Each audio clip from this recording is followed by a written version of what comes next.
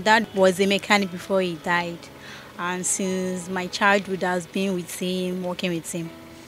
So that's the reason why I have the passion of doing the work. And again, it's the only way I can sustain myself with. My dad has 5 children. We are 2 girls, 3 boys.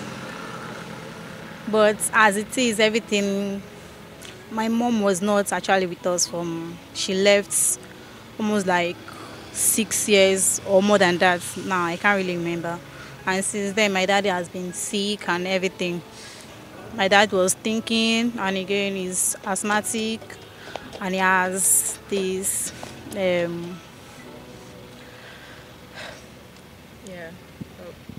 That was what led to his death, right? Yes.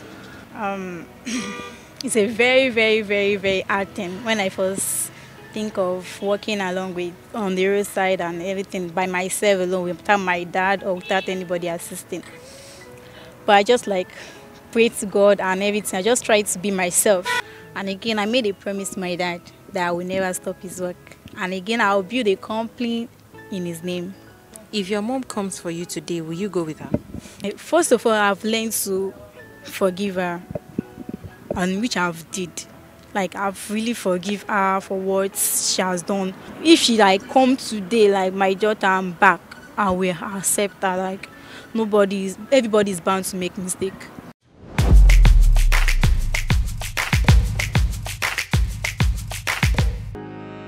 When 18-year-old Toyin Ganiyu adopted her father's name to promote her trade, she did it to honor her father, but at the moment, being a generator and bike mechanic engineer is the only thing that keeps her going and connects her with the future she desires.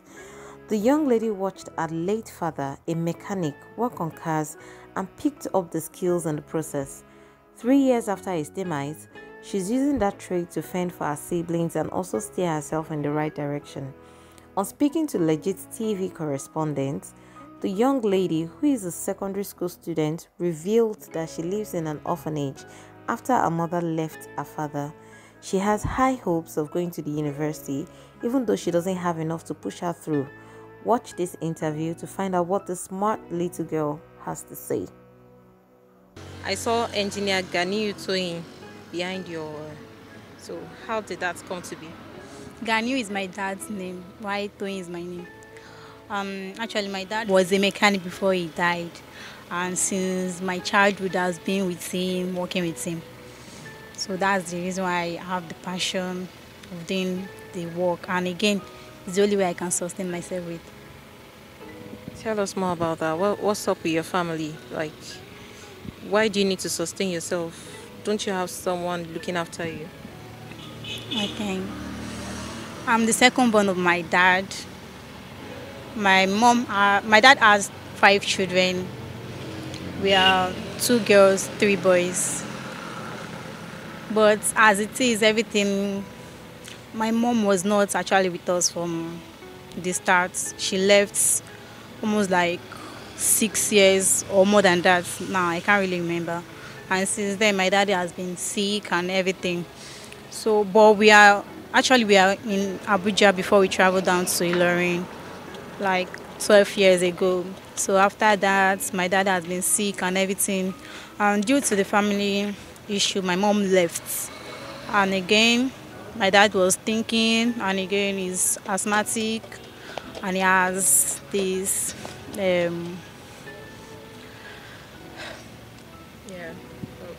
He has a medical condition. So that was how he died, or that was what led to his death, right? Yes. Did he take a second wife? My mom is the second wife. Your mom is the second wife. Yes. So your mom gave birth to 5 children. Children. So now that your dad is gone and your mom is not there, how do you take care of the family, your siblings?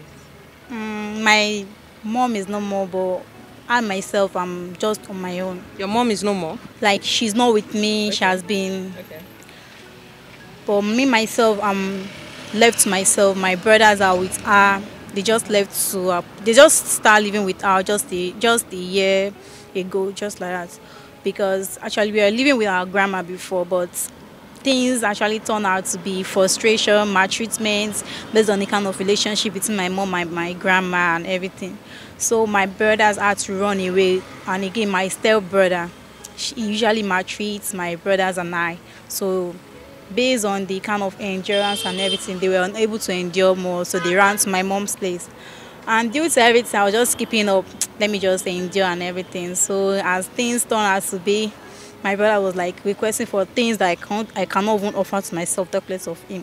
So they beat me and everything. So the next time I saw myself, someone just took me to the Ministry of Education and they put me into the motherless home up to now. That's where I'm living. So you live in an orphanage? Yes. No. And how does that make you feel? You know, seeing normal, like seeing everybody and seeing the way the world is. How do you feel about that? First of all, living in an orphanage is a very challenging thing. It's a very challenging thing. Like, I just had to believe that that's the way my destiny is. That I need to pass through it, and I had to pass through that kind of state before I reach my destination. I just had to accept it that that's the only option, and if it's the will of God, all things is going to turn out good.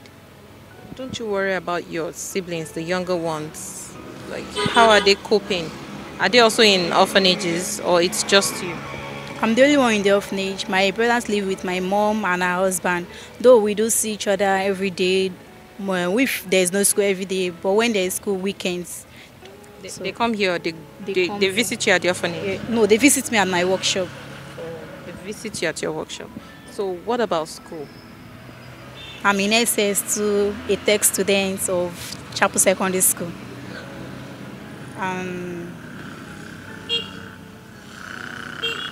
So what do your mates, what do they say about you being a generator and bicycle or bike repairer? Let me start from my school. Actually, my classmates, my schoolmates, when they learned about my kind of job, some people were like, wow. Some people were like, a girl like you doing this kind of work, it doesn't worth your, the work doesn't worth the, it doesn't work the work.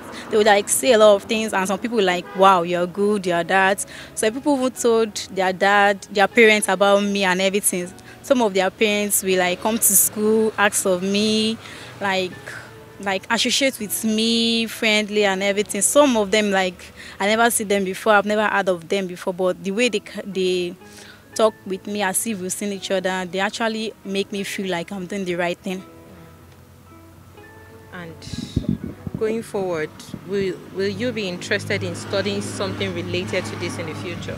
Yes, I plan to study mechatronics because I really love being a mechanic, but not just want to be a mechanic, a whole side mechanic, but a mechanic that will be useful to the world entirely. A mechanic that, apart from her, nobody else in the world. Wow. So tell me, how does it feel working alongside, people here? Because the other time I noticed you talking to a few people, you calling some your daddies, how is that going? It's a very, very, very, very hard thing. When I first think of working along with on the roadside and everything by myself alone, without my dad or without anybody assisting. But I just like pray to God and everything. I just try to be myself and try to just be friendly with others. And since then, it has been very lovely. I took most of them as my dad, my brother, my uncle, and everything. We do talk, we do gist, and they make me feel so, so lively and happy. Has there been any case where you've been harassed, maybe somebody trying to take advantage of the fact that you're a girl and wanting to chance you? Yes, many times, many. How do you handle that? Okay, for me, people believe I'm not a girl. I'm just in a form of girl, like that. And based on the kind of person or the kind of things I've been into, so I'll just like challenge them normally as a guy. That's me. Challenge them normally. I'll just like trying to be myself, try to be bold enough to challenge my elders or the person that is older than me, trying to challenge me or trying to molest me or anything like that. I do challenge them like a guy, talk with them like a guy, like that. Sometimes I'll just talk with them with like jokingly, and again we turn it into play and everything. So you've, in a nutshell, nobody has harassed you like Yes. in that Yes. way. Nobody has harassed me either, but mostly in this kind of work, the work I'm doing, they do harass me like that kind of thing. Like some of them will do challenge me that what can I do? What can I do that and this kind of thing. Seriously, it's a real challenge. So in a day, like how much do you get to make daily? Okay.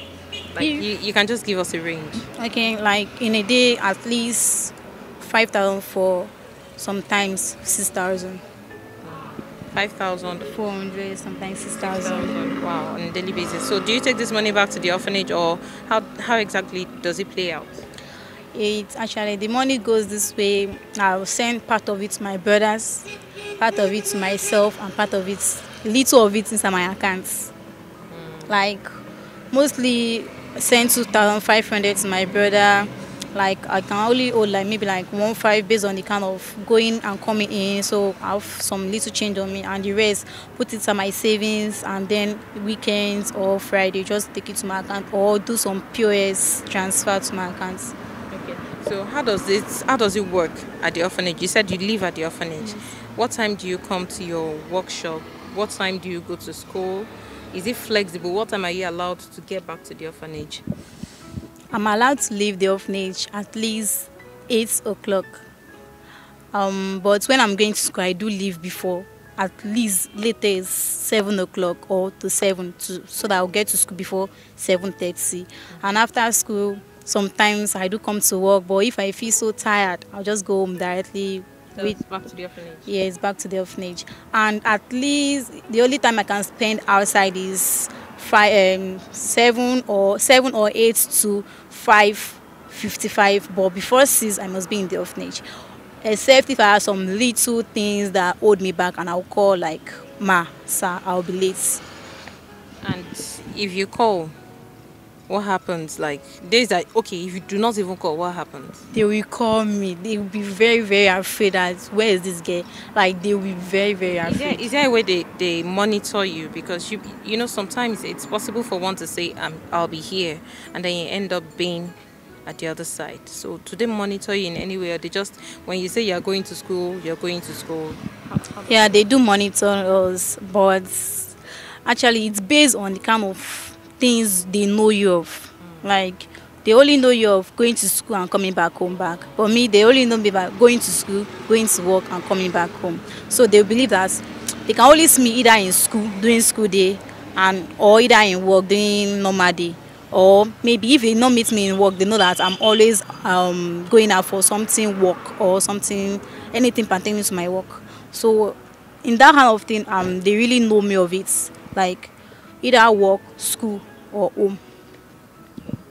So now that all this is going on, what do you have to say about guys in your life? Like, don't guys try to come up to you, or they feel intimidated? Like, this one is not our. Seriously, it's a very, very thing. It's a thing that I like. It's a personal challenges like that kind of thing. Sha. People believe that.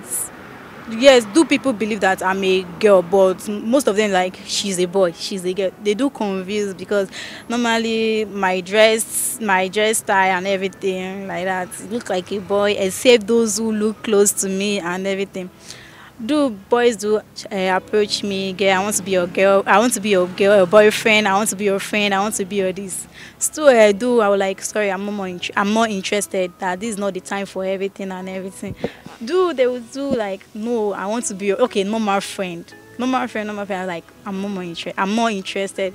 Like some people will just call me from nowhere that I would don't even know where they will get my number from and everything. Like they'll just call me, I want to be your friend. Sir, do you know me? Yes, I know you, but I just want to be your friend. That kind of thing. It's a very challenging thing, like very, very challenging thing. So how do you handle people that know where you work coming to ask you out? You know, that's quite possible. Like I like this girl where they repair generators. Since when I've been working, yeah, no, like no guy or anybody has ever come to this place like I want to take you out. No. It's only they either call me on phone or WhatsApp or anything, WhatsApp me and everything. None of them has ever approached me physically. So this thing that you do now, is this something that you're willing to maybe get apprentices, like people to train? Are you looking forward to training other people? Yeah, if I have the chance, I would love to train people. I would love to have a very big place, like a place that I'll be able to train, repair, and again, like add some things to my work to enlighten. You also want to sell parts, Yeah, generator sell, parts, bike repair. parts. Yeah, sell parts, repair, sell some made generator and everything. So what are the challenges you have doing this now? Because when we came, we saw you open that generator and all of that. So what are the challenges that you usually have? The only challenge I have ever had is like when I'm having some work that is choking me up, like too much of work and every time I just like cry sometimes, like, boy, is it only me? Like sometimes it be like, this work I have to finish it by this time. I have to finish this one by this time. They have to take this one by this time, by this time. Like everything will just turn out to be, I did not finish this one by before this time, before the like I was just like, wow, it's too much. That's the only challenge I have. And how you, with this challenge, how are you able to balance it with school? How are you able to read? How are you able to concentrate? Is your studies, is it suffering because of this? Or you've been able to strike a balance? Let me just say my work is actually suffering between my work and my education. My work is actually suffering for it. And my reading time is only just in the night. I do read in the night. But me myself, I can't read normal day, just only in the nights. Okay, so you rather use your daytime to do this? Yes. So you assimilate better in the In the night, is that it? Yes. Apart from the fact that your dad was into it, how did you make up your mind to do this when you could have gone into something more feminine? You know, like learn makeup, fashion designing, all those girlish things. The first thing I see in it is that I've been into it since I was little, very, very little.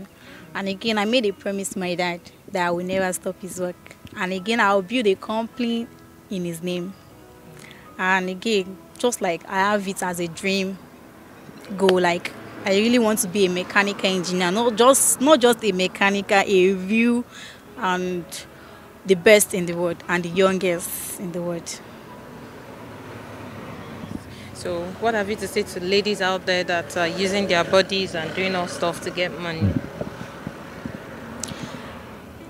The only thing I have to say is that the first thing is that they should just know that their own body themselves, the body they're having within them, their body is just like their priority. Mostly girls, like ladies, their body is their priority. And whatever you do when you are little, you usually get it when you are more older or when you get old. That's the fact. And again, like you are 13, you are this, before you get to 20, you just need to balance the age of within 12 to 20 to get some things tangible at your hand, like just get some things doing so that when it gets to that kind of stage, you'll be able like, I should have done this, I should have did this, I should have become this before this kind of age. Age actually matters the most.